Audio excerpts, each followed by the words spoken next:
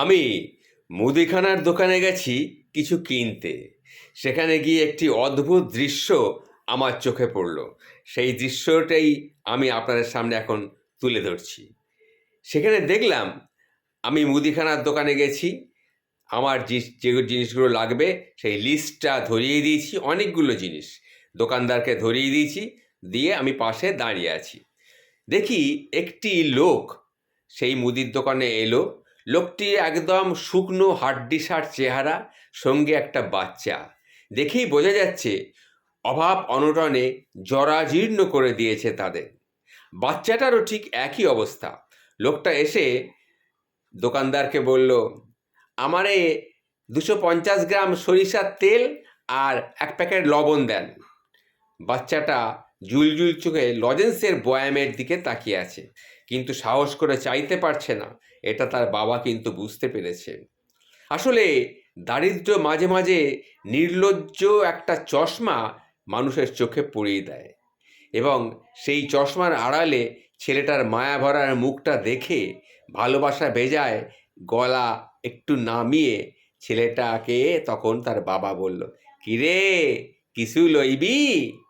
তখন ছেলেটা লাজুক হেসে ওই লজেন্সের বয়ামটার দিকে আঙুল তুলে দেখালো। বাবা হেসে লজেন্সের বয়ামের কৌটো খুলে 2টা লজেন্স বের করে ছেলেটাকে আদর করে দিয়ে বলল, লজেন্স তো দিমু, আগে কত, তিনের ঘরের নামতাটা কত? এ কথা শুনে আমি ভাবলাম, এই ছেলেটা এত বাচ্চা ছেলে, একরে নাক দিয়ে সিকনি পড়ছে, এ বলবে তিনের ঘরের নামতা? এই কঙ্কালসার ছেলে তিনে তিনে কত হয় কি সেটা জানে? ছেলের হাতে লজেন্সটা বাবা দিল, দিয়ে বলল, নে এবার ক, তিনের ঘরের নামতাটা ক। ছেলেটা তখন লজেন্স দুটো নিয়ে একবার এহাত একবার ওহাত করছে, আর বাবার দিকে তাকাচ্ছে।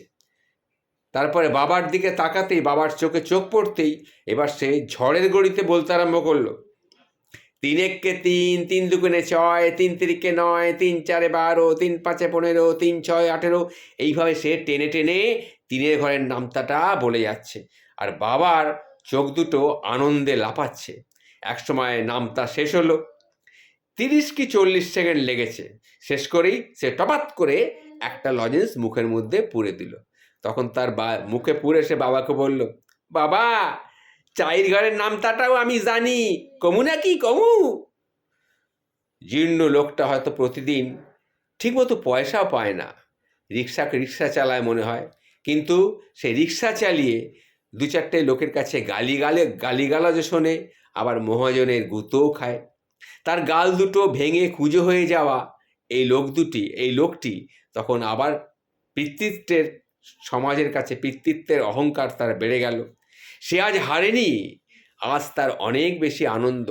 সবার সামনে তার ছেলে তার মুখ উজ্জ্বল করেছে। এবার সে আর চোখে না, পূর্ণ দৃষ্টিতে আমাদের সবার দিকে তাকালো। তার চোখে গর্বের অশ্রু, এটা হচ্ছে আনন্দের অশ্রু।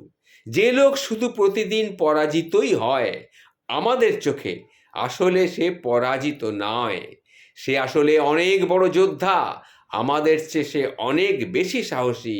আমরা তো যুদ্ধের আগেই নানা রকম পরিকল্পনা করি, কত ফন্দি ফিকির করি, কাকে নিচে নামাবো, কাকে ওপরে তুলবো, কাকে মারিয়ে মানে ওপরে উঠবো, এগুলো ভাবি। কিন্তু এই লোকগুলো কাউকে মারিয়ে ওপরে উঠতে চায় না।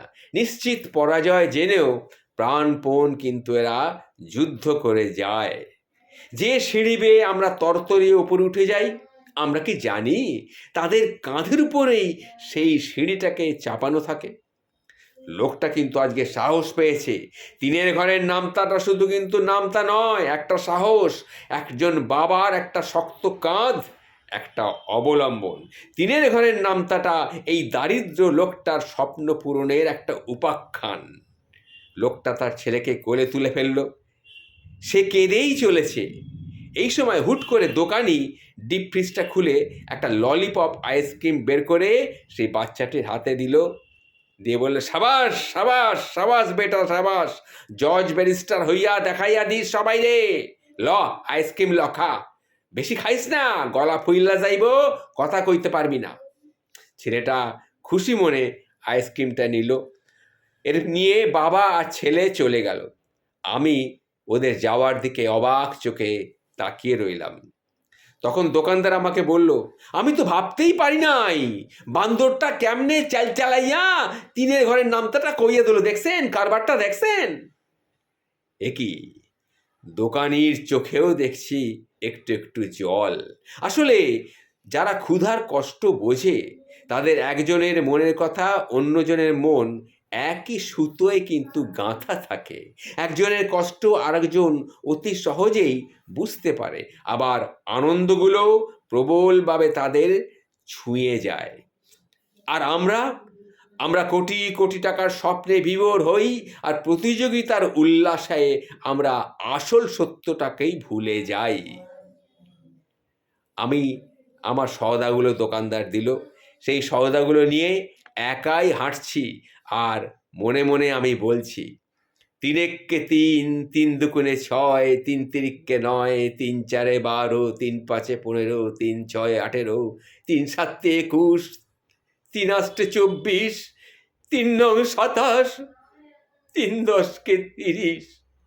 আজ আজ আমাকেও সংক্রামিত করেছে ওই ওদের জয়ের আনন্দ। ওদের ওদের জয়ের আনন্দ আজ আমাকেও সংক্রামিত করেছে। তাই আমার চোখেও আজ জল এসে গেল। আমার চোখেও জল এসে গেল।